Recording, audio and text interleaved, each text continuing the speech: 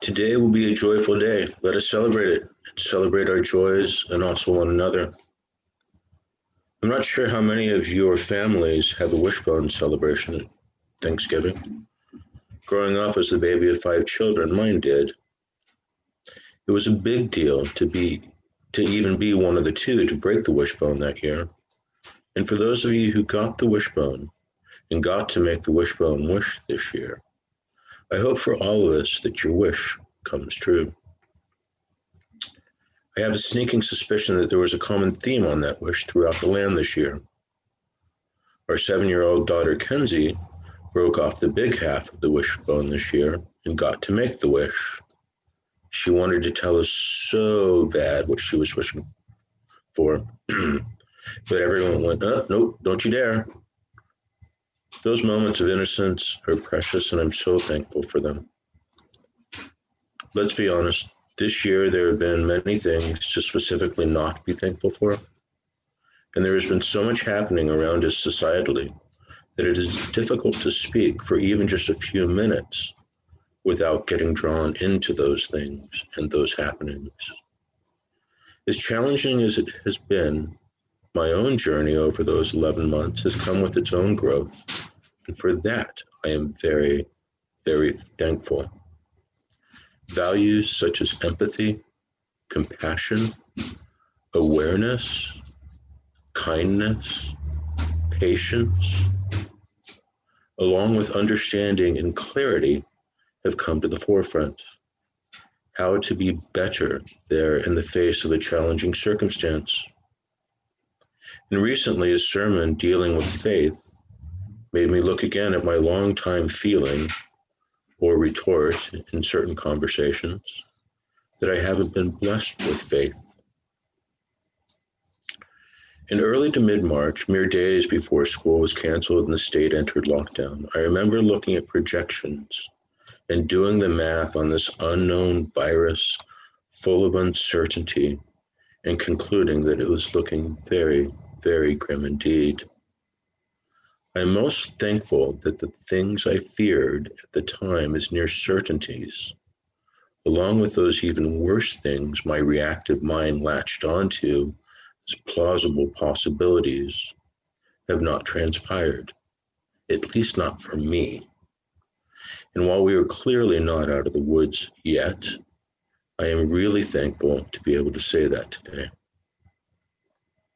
Shepherding 2 young children through this time, while maintaining a marriage, running a business together, and keeping a roof over our heads, has been far from easy for my wife Kim and I.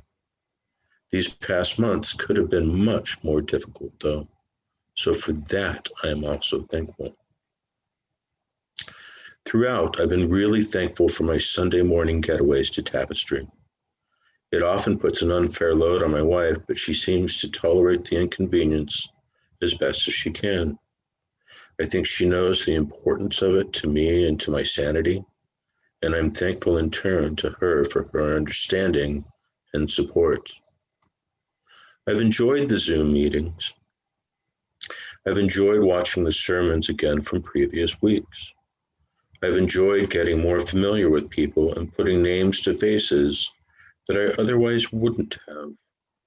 I can look at someone's name and associate their name with them, or perhaps an email they sent out recently over the course of an hour-long service or over several weeks that I just couldn't do in 2019, glimpsing at someone's name tag for 2.5 minutes after service while trying to have a genuine conversation with them.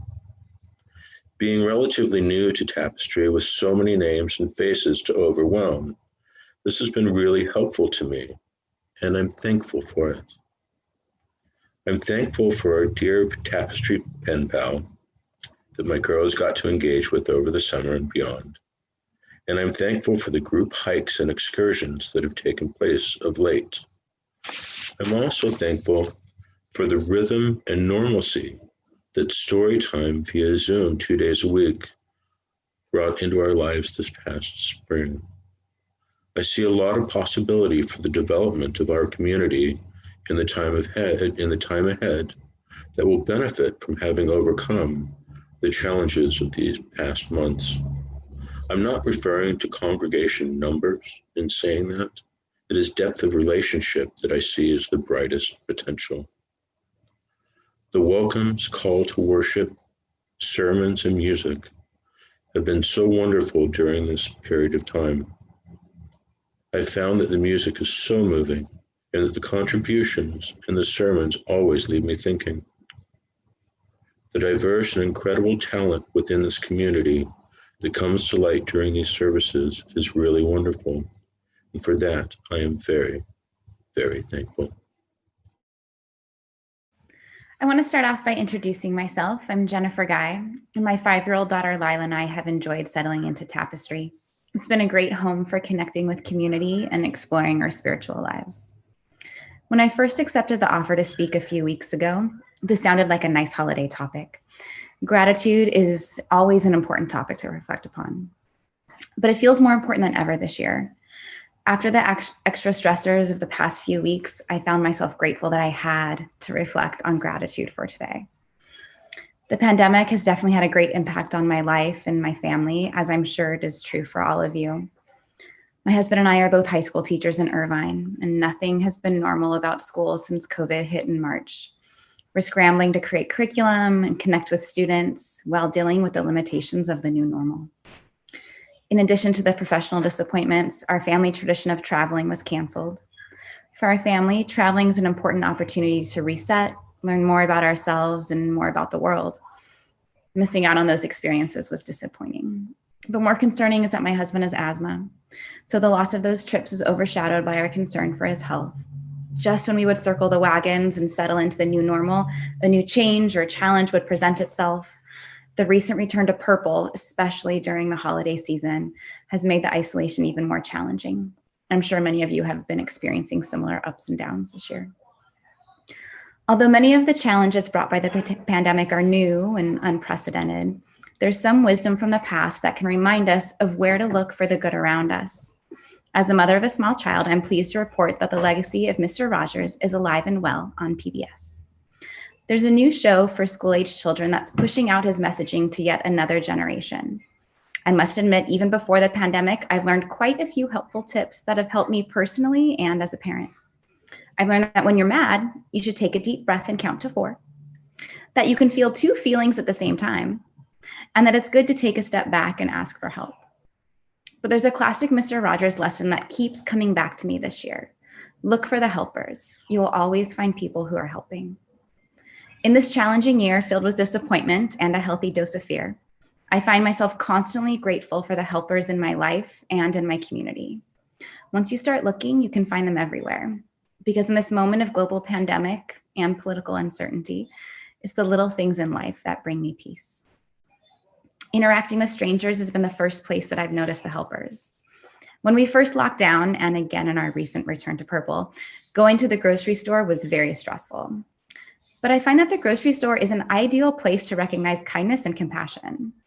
When fellow shoppers in the grocery store are particularly mindful about maintaining appropriate distance, I see that they're really demonstrating compassion for a stranger. When stores limit the number of shoppers in the store, I see an act of kindness to the community. Wearing a mask correctly and offering a set of smiling eyes, whether it be from a tired checker or a passerby, exudes compassion and respect. Friendly and respectful strangers isn't normally high on my gratitude list, but this year it is. It helps me feel that somehow we're all in this together. It's the acknowledgement that this year we all share one major stressor in common. And understanding someone else's struggle, even if it's the same fear of public spaces, brings us a bit closer together. Another place where I found inspiration from the many helpers is a typically dark spot of politics. The political climate has poured a good deal of stress into the life of my family in the past few years. It's been filled with more what not to do lessons from my daughter than I care to count. However, the past few months have been different. People seemingly everywhere have been writing letters, making phone calls, talking about their hopes, and more importantly, going out to vote. And it's made a difference. By working together and speaking out, people around the country have let their voices be heard. They've spoken out for decency and acceptance, and refuse to let their disappointment get the best of them. Their actions have given me hope, and I'm forever grateful. In this wild year where nothing has been normal, it's sometimes been a struggle to find some bright spots. Perhaps it's too simple to say that I'm grateful for kindness and compassion between family members, between strangers, in our community and in our country. But this year, I'm so grateful for these simple things. Thanks. Hello, I'm Demian. The thing that I'm thankful for in 2020, kind of an odd thing, but I'm thankful for audiobooks. I have a job that allows me a lot of time to do something like listen to audiobooks. I can listen to a lot of audio while I'm working. I'm a UPS feeder driver, and it's the tractor trailer driver. So we're driving the big rigs or the 18-wheelers, and just driving between Orange County and LA. And so I have several hours of freeway time every night. I work in the middle of the night, typically starting 9 p.m. and go for 10 to 12 hours typically. So yeah, that really does leave a lot of time for something like, listening to audio. Of course, I love music, so I listen to a lot of music. I also love podcasts, so I have my favorite podcasts going as well. And one thing I also discovered is audiobooks. And I think audiobooks are probably the most fulfilling thing that I listen to while I'm working. Sometimes I listen to fiction. I really liked Normal People by Sally Rooney. It's a fiction. It's a fictional story about a kind of a really strange love relationship, but it's a really great book. And I didn't hear it this year. I listened to it a while back, but Circe by Madeline Miller, and it's just the story of the goddess Circe in a novel form. Excellent, and I would suggest both of those for everybody. But I really prefer nonfiction, and sometimes I listen to history books such as The Crowded Hour by Clay Rism. That's about Teddy Roosevelt and the Spanish-American War, and it's pretty interesting. Also, because I love music, one I heard this year that I really, really like is called Solid State. It's by Kenneth Womack, and it's about the Beatles when they recorded Abbey Road. It was technically the last Beatles album, was the last one they recorded, even though it wasn't the last one released. And fans of the Beatles might notice that that particular album sounds different from the others. And that's mostly because they were using 8-track recording technology, whereas before, everything they'd done before that was on 4-track. So that was actually a really good listen as well. And when it comes to the nonfiction, I typically go to science-related books, such as, in a way, they could be considered self-help books, but self-help books sort of have this fluffy, new agey kind of theme when you think about a self-help book. But these are based on fact and research. And this is one of my favorites. It's called Skeptic's Guide to the Universe, subtitled How to Know What's Really Real in a World Increasingly Full of Fake. And what I like about this is they talk a lot about logical fallacies, and it's metacognition. Metacognition is thinking about thinking. But really, it's just provides a lot of lessons to help you stay away from certain mental traps that can cause you to make mistakes in your way of thinking. Also, this year, or maybe late last year, How to Be an Anti-Racist by Ibram X. Kendi. The major theme of this book, I think, is that it defines a lot of terms, when having to do with racism. So he defines racism and anti-racism. His definition is pretty basic. Racist, one who is supporting a racist policy through their actions or inaction, or expressing a racist idea. And an anti-racist is one who is supporting an anti-racist policy through their actions or expressing an anti-racist idea. So like I said, he does a lot of defining of terms and then talks about racism in regards to those definitions. And that really helped me to sort of organize my thoughts about racism. And I learned a lot. There's a quote by Brene Brown, and she calls it her twinkle light quote. And the quote is, "Only when we're brave enough to explore the darkness will we discover the infinite power of our light." And that's kind of what I see this is. Racism is a very dark topic, but by exploring it, we're shining light on it. And which leads me to Brene Brown. This is her book, Daring Greatly. There's 5 that I really love of hers. About this time last year, I listened to her book. It was Brave in the Wilderness. So that book's about being brave. This is one of her earlier books. Oh, she does The Gift of Imperfection. A lot of people know about The Gift of Imperfection, and that one is kind of focused on perfectionism and overcoming perfectionism. And then Daring Greatly is a lot about being brave and exploring vulnerability. But there's some topics that she tackles in Daring Greatly, such as societal expectations for men and women. And it's not so much that these were new concepts for me, but just that she defines them in a way that for me makes a lot of sense and helped me.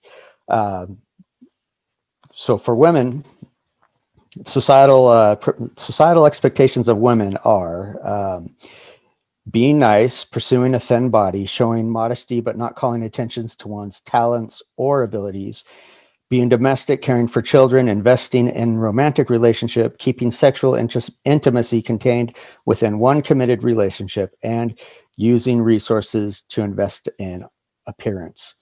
And that certainly rings true. Then she also went into societal expectations of men. And this was really eye-opening for me. Not because I wasn't familiar with them, but I was having a hard time connecting with certain men at work that I work with. A lot of them are older than me. And the thing is, I guess I realized that they're hanging on to some things, some societal expectations of men that I've been letting go. And so it's been, I think, hard for me and those men to connect. So some of those expectations are winning, emotional control, risk-taking, violence, dominance, self-reliance, primacy of work, power over women, and disdain for homosexuality, which is, it's one of those things where I thought we were over that, but apparently, not everybody. So I realize I'm going long here. I'll wrap it up. But that's so I'm really thankful for Brene Brown and for all the free time I've had to explore audiobooks. Thank you. Thank you all. That was wonderful.